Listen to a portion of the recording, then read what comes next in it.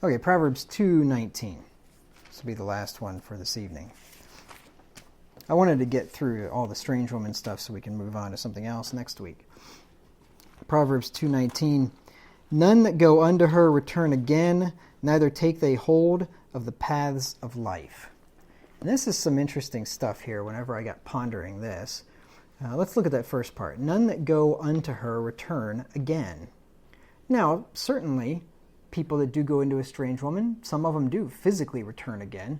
Judah, I just mentioned, went into a strange woman, Tamar. In that case, she was pretending to be a prostitute, but he came back again, right? David went to Bathsheba, he came back again, right?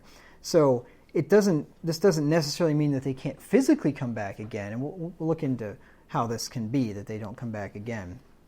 But this is Solomon's final reason to avoid the strange woman, because the trip to a strange woman's house is a one-way trip. One way or the other. Either her husband catches you in the act and you never make it out of there alive, or it's a one-way trip in another sense, and we'll get to that in just a second. So, more than one reason, like I said. The whoremonger could lose his life in three ways that we already talked about. God slaying him directly, like Ananias and Sapphira, like Nadab and Abihu, like Uzzah, like numerous other people. Or dying due to natural consequences, like an STD, right? That could be.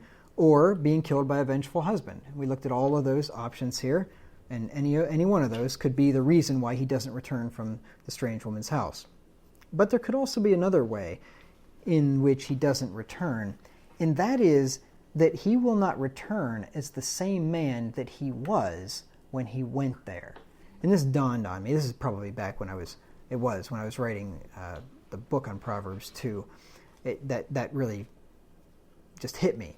That he doesn't come back the same as he was. He doesn't return again as the same man that he was. Because we're told in Proverbs 6 in verse 33, Proverbs 6:33 says, "A wound and dishonor shall he get, and his reproach shall not be wiped away." That adultery is one of those things where you don't just do it and then people just forget about it. People never forget about it. At least decent people don't forget about it. And people may forgive you, and they may not bring it up, and you may still get together as family or whatever, but people never forget. I guarantee you, if you know somebody that's done it, you're never going to forget until the day you die that they did it. A wound and dishonor shall you get, and his reproach shall not be wiped away. So he doesn't come back as the same man that he went as. Because even if it is, it's just under the rug, and maybe the guy marries the woman he committed adultery with or whatever, but it still resides in the memories and in the minds of family and friends and neighbors for the rest of their lives. They may not talk about it, but they remember. Thus the man who is held in high regard never returns from the strange woman's house as his former self. And David experienced something quite similar to this, and he talks about it. I believe he's talking about it in Psalm 38. I'm not sure what other sin he would be lamenting and mourning over in Psalm 38. It doesn't specifically say, like it does in Psalm 51, that this is referring to Bathsheba, but I don't know what other sin it would have been that he would have felt like this for. The numbering of the people did end up killing 70,000 people in Israel because of that, but I doubt that that's what he's talking about here. In Psalm 38:11, he says, "My lovers and my friends stand aloof from my sore, and my kinsmen stand afar off." And that could very well be, after he committed adultery with Bathsheba, that people are like, you know what, I don't want to be hanging out with this guy anymore. I mean, that was a despicable thing. And then you arranged for his death.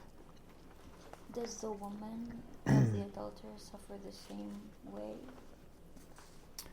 Yeah. If a wife commits adultery? Oh, yeah. And furthermore, in the Old Testament, if it was known, well, really, I guess you wouldn't suffer a social stigma of adultery in the Old Testament. I didn't really think about it, because you'd be dead, right? They killed you. So today you'd suffer social stigma, but in those days you're dead, right? The adulterer and the adulteress shall be put to death, the Bible says. And then here's the thing. Solomon later said in Ecclesiastes 10 and verse 1 that the more higher your social status is, the more held in reputation you are, the more ignominy, however you pronounce that word. Ignominy? No, it's ignominy. I heard it read in the Bible anyway. By that British guy? By the guy. He pronounces every word wrong. So Enmity? no, not enmity. Enmity is hate, like being at enemies with somebody. Ignominy is reproach. Anyway, Proverbs, Solomon, Ecclesiastes 10 and verse 1, I'll get it right. Dead flies cause the ointment of the apothecary to send forth a stinking savor. So doth a little folly him that is in reputation for wisdom and honor. I have those two words there, a little. A little folly. If you are held in reputation for wisdom and honor, you hold some high position, it only takes a little bit of folly. Right? If you're the President of the United States, it would only take some little thing. If you just said something that you'd probably overlook in a lot of people, if you just said something crude or rude or stupid or whatever, you should be held in reproach. Nowadays, he's just cheered, right? The worse the things he says, the more people love him, I think. But anyway, but that's how it's supposed to work. Just like, so you got a couple little dead flies, even take little fruit flies in the ointment of the apothecary, and it makes that stuff stink, right? It doesn't have to be full of flies. It doesn't have to 100 of them in there, just a few, right? It's the same way. If you're held in, if you have a reputation for being in wisdom and honor, just a little folly. That's why it's so important for a pastor to try his best to live beyond reproach. Because something that could be some little bit of folly in him when he was a church member, people might not think, oh, you know, he shouldn't have done that, shouldn't have said that, but kind of overlook it. As a pastor, though, that's a different story, right? You don't want to go there. Okay, none that go unto her return again, neither take they hold of the paths of life. This will be just the last section. So the man who commits adultery has gone the way of the evil man and has left the paths of uprightness to walk in the ways of darkness. Remember that, Proverbs 2:13. So he's left the paths of uprightness. He's now on the wrong paths. He's veered from the straight and narrow way, which leadeth unto life, and henceforth he's going to walk through that wide and broad gate that leadeth to destruction. All the joys of living are going to be taken from him. Because not only are people going to remember what he did, but especially if he's a child of God, he's going to remember what he did. And I can't imagine how horrible that would feel. I would think that you'd never forgive yourself, right? You'd always remember it. You'd always be chastising yourself for it. It would really be a horrible thing. And this is basically what David was feeling like. Let's go back to Psalm 38 again. Psalm 38. Just read verses 1 through 10, and we'll get a little taste of what a man would feel like if he had taken another man's wife. Psalm 38, 1 through 10. He says, O Lord, rebuke me not in thy wrath, neither chasten me in thy hot displeasure. For thine arrows stick fast in me, and thy hand presseth me sore. There is no soundness in my flesh because of thine anger, neither is there any rest in my bones because of my sin.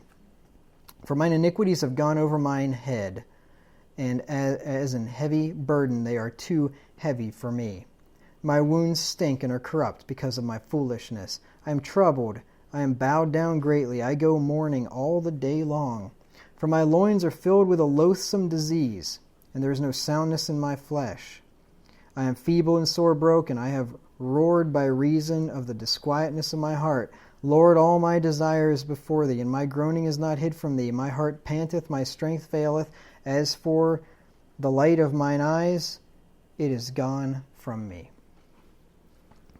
So just think about that. Think about that the next time when you're tempted by that good-looking woman. When you're tempted to sin like that, think about how David felt. Think about how it not only affected his soul, but it affected his body.